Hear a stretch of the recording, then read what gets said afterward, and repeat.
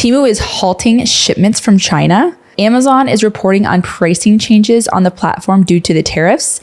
And Temu and Shein increase advertising in Europe. This and more on this week's episode of The Weekly Buzz. How cool is that? Pretty cool, I think. Hello, everybody, and welcome to another episode of the Serious Sellers Podcast by Helium 10. This is the show that is our Helium 10 Weekly Buzz, where we give you a rundown of all the goings on in the Amazon, TikTok shop, and e-commerce world.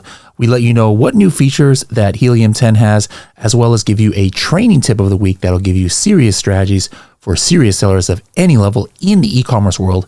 Today's host is actually going to be Carrie Miller. So Carrie, take it away and let us know what's buzzing.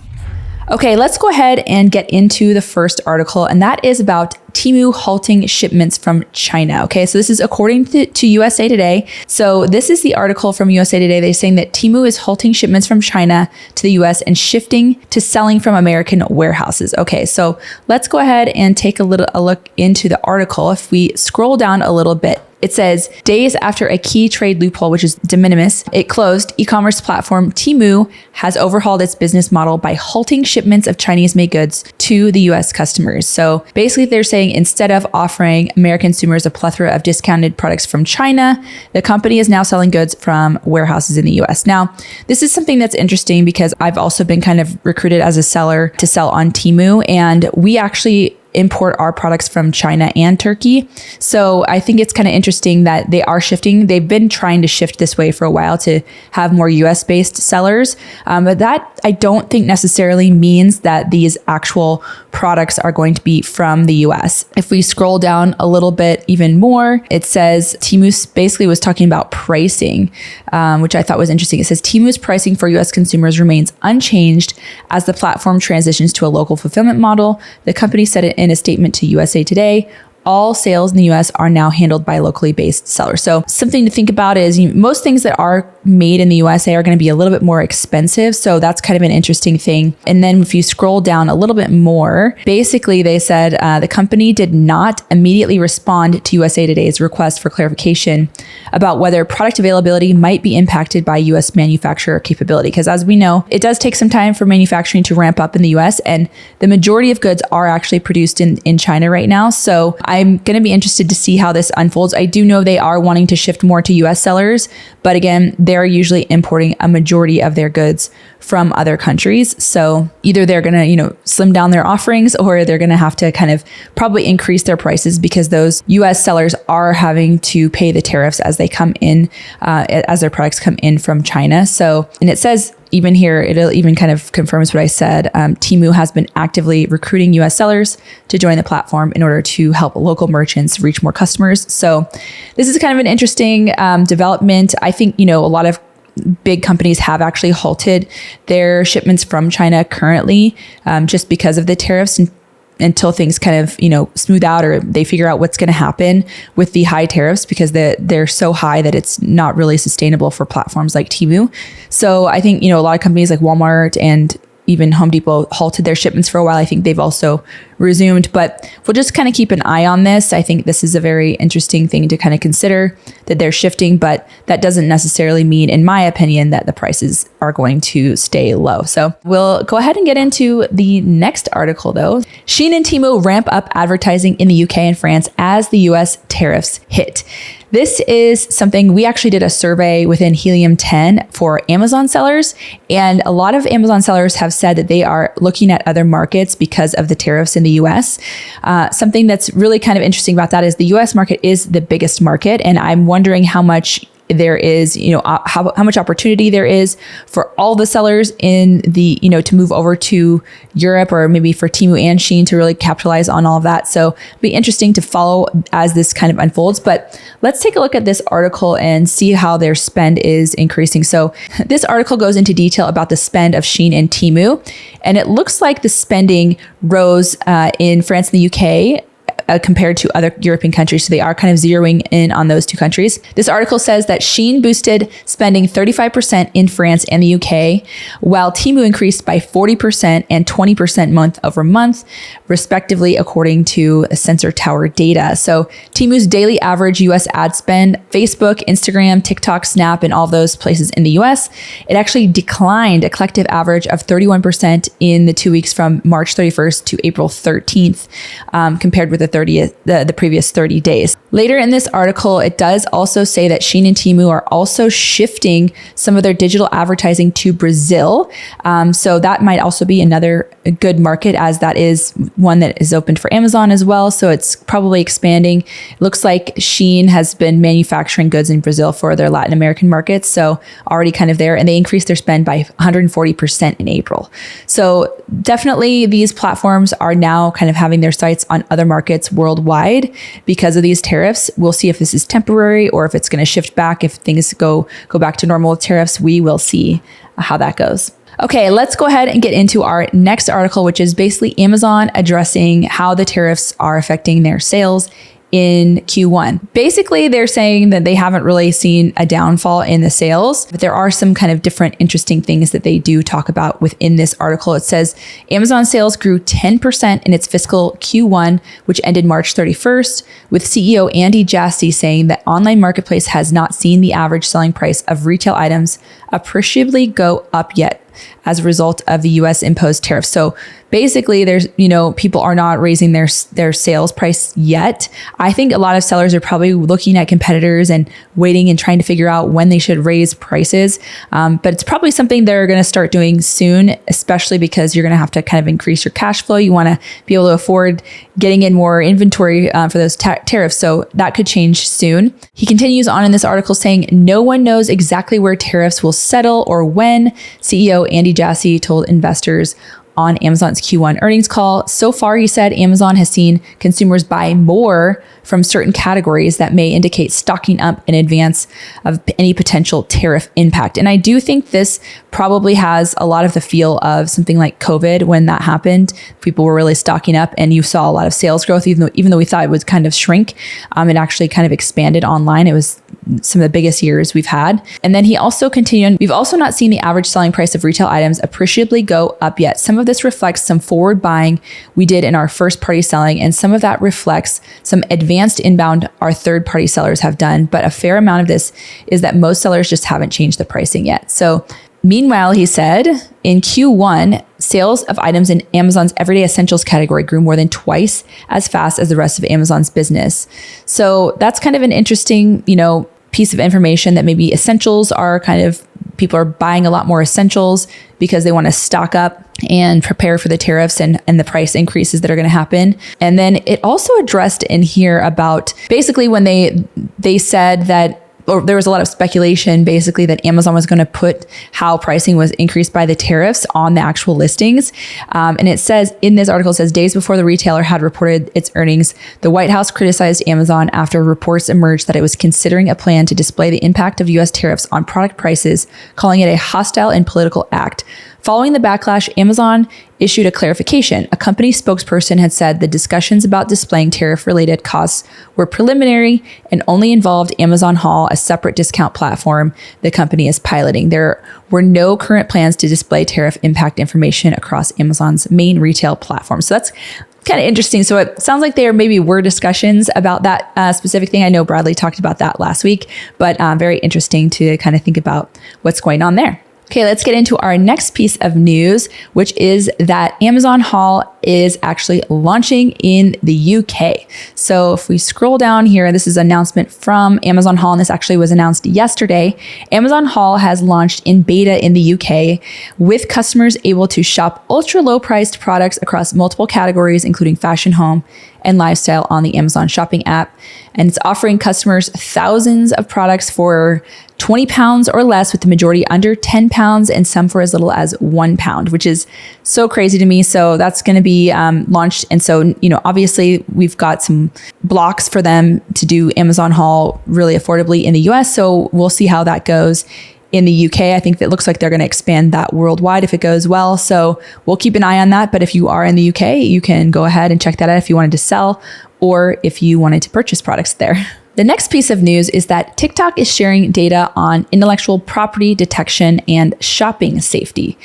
This is a very big concern of a lot of sellers that have IPs or, their patented products, and they'll see their products going viral on TikTok or other platforms where there's counterfeit sellers selling their products. So basically, TikTok is explaining what they're doing to protect sellers in this situation. So it says, as it continues to expand in its stream shopping push, TikTok is also looking to provide more assurance for brand that their IP is being protected in the app, while it's also looking to implement responsible approaches to product listings relevant to local laws in each region. Okay, so goes on further to say that in line with this, TikTok has released its latest TikTok Shop safety and intellectual property reports, which highlight its ongoing investment to measures to protect both consumers and sellers in the app.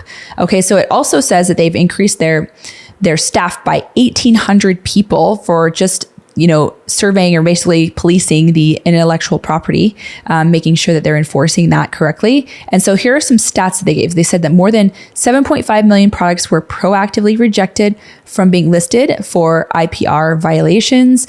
More than 750K products were detected by TikTok Shop and taken down for IPR violations after being listed. TikTok Shop proactively stopped more than 125K live streams and more than 550K short form videos globally due to IPR infringement concerns, and more than 16K creators had their permission to sell on TikTok Shop permanently revoked were IPR violations and contributed to penalties. So basically, it looks like they're trying to crack down on the violations of the intellectual property so that sellers are protected on this platform. So we'll keep an eye on that, and hopefully that's actually true, and this does get enforced well on this platform as well. The next piece of news is how Prime Video's new Shop the Show feature is allowing customers to discover products from their favorite series and movies and live sports. So this is kind of cool and something that you can think about when you're doing TV advertising through Amazon. Now that you can do that kind of stuff.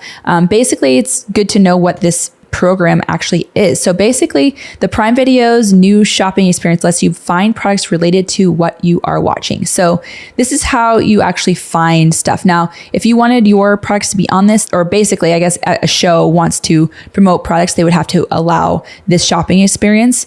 So the first thing you have to do is, as a consumer, you're going to start watching a show or whatever it is on Prime Video, and then open the Amazon shopping app on the mobile phone. And then you're going to have to obviously be logged into the same Amazon account.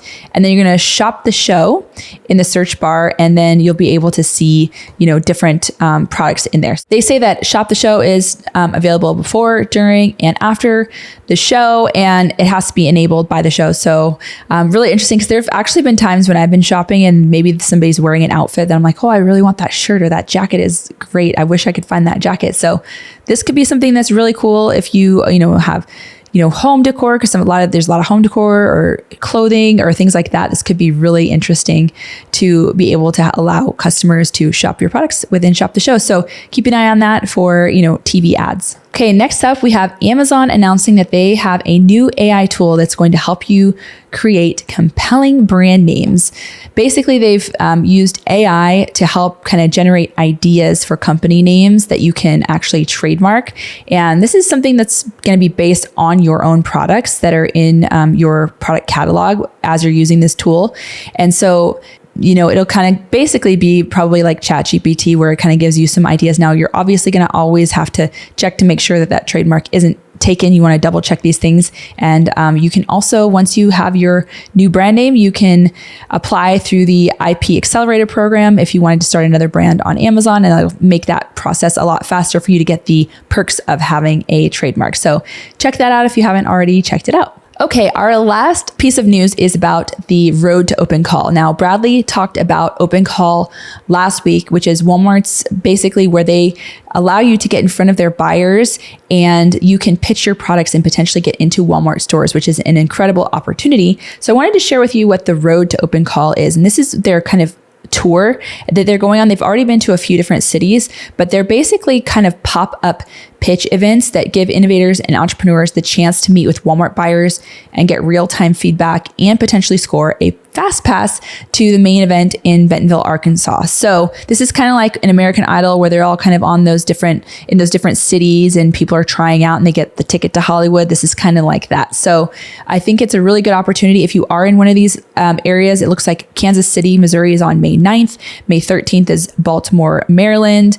May 21st is Austin, Texas. Columbus, Ohio is June 18th, and then June 24th in Atlanta. So then the final kind of open call is going to be in October, towards the end of this year. So if you do get the opportunity to go and kind of fully pitch your products to the buyers, it's a really great opportunity to get into Walmart stores. It's going to, really exponentially increase your business. I've seen people who have gotten into the stores and they just blow up like crazy. So it's a really good opportunity. The open applications actually start on June 24th. So that's when you can actually apply.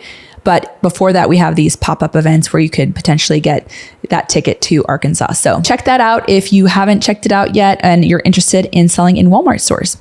All right. So last week we had a lot of new features in our episode. So we didn't have a training tip of the week, but this week we are actually going to have 2 training tips of the week. So we're first going to start off with Bradley, who's talking about how you can see sales estimates for child's ASINs. And this is something people have wanted for so many years. This is gold right here. So if you don't know about this, you need to watch it. Even if you do, you could probably get some tips. So Bradley, take it away. For years, Helium 10, along with all other, sales estimation tools out there, they would give you, and we would give you, sales at the parent level, right? That means if there is a product on Amazon that had variations, the estimated sales that Helium 10 gives in the past, it's all of the child items put together. Like if you had a coffin shelf and you had a red, blue, green, purple one, you see the number 100 for estimated sales, how many units a month it sells. Well, that 100 represents the red, blue, green, purple, etc., all put together because Amazon reports BSR at the parent level. All right. So there's not visibility on what each of the child items has. But Helium 10 now is the only tool where if on the Chrome extension, you can see sales estimates at the child level. All right. So let me show you how you can actually see that. Once you're in Helium 10, let's say you're on a page that has a lot of variations like this, queen size bed sheets. If I run X-ray, what is actually going to show up right here for this product? It says, hey, parent level sales, 121,000, but the ASIN sales, this exact product, 13,000. And I can go and open up all of the child items and I can see right here, I can see the exact amount that Helium 10 estimates for each of these colors and each of these sizes about what the sales are. So this is super beneficial, guys, because people who aren't using Helium 10, they're kind of blind. Sure, they can see the Amazon number, which is not very accurate as far as, since it only shows you like 100 or 500 or 10,000 or 1,000, things like that. And sometimes it's off. But with Helium 10, now you can actually see which child items, which colors, which sizes are selling the most and get a really close estimate as far as how many it is selling. Thank you so much, Bradley. I know so many people love this tool. It's such a game changer. So especially when you're doing product research or looking at what your competitors are doing. So if you haven't checked out that tool, go ahead and check it out. And next up, we have Shivali. And Shivali has our second training tip of the week, which is about how to easily filter through brand analytics using Helium 10. How to search and filter Amazon brand analytics keywords, why is this important, and how can it make you money? Well, if I'm exploring a new niche or trying to get a better understanding of what's happening within my own niche, whether that's for my product or competitors, this is one of the best ways to uncover top performing keywords that I might have been overlooking previously. And if I'm just getting started with a listing, this gives me an edge by revealing keywords that are already driving real conversions for competing products. It's a simple, data-backed way to identify what's working before spending ad dollars guessing. Let's walk through how it works, and then we're still going to be inside of that ABA top search terms tool inside of Blackbox. In this case, I'm going to use a competitor's coffin shelf ASIN. I've already copied, pasted it into the ASIN field, and now I'm going to keep the filters simple to start. What this is going to show me is for the date range I've selected, every keyword where this ASIN was one of the top 3 most clicked products. Right away, I can see that this competitor showed up in the top 3 for keywords like coffin decor and coffin shelf. That is incredibly useful. I can even zoom in and then compare the performance. For example, on the keyword coffin shelf, I can see this competitor captured 23.8% of total conversions, but my own listing just got 4.8%. That tells me there's a real gap in performance, and I need to dig into why. Are they ranking higher? Is their price more competitive? Does their listing connect better with buyers? Here's another example, Got Shelf. Our product doesn't even appear in the top 3 clicked. It's possible that we're just not ranking well for that keyword at all, and if that's the case, we're likely missing out on meaningful sales. But now you guys can use this tool in 2 main ways, right? You can enter a competitor's ASIN, or your own ASIN, or even multiple ASINs at once. Or you can enter a keyword, for example, just type in coffin, and it'll return all the longer tail keywords that include that root phrase and meet whatever search volume minimum that you specify.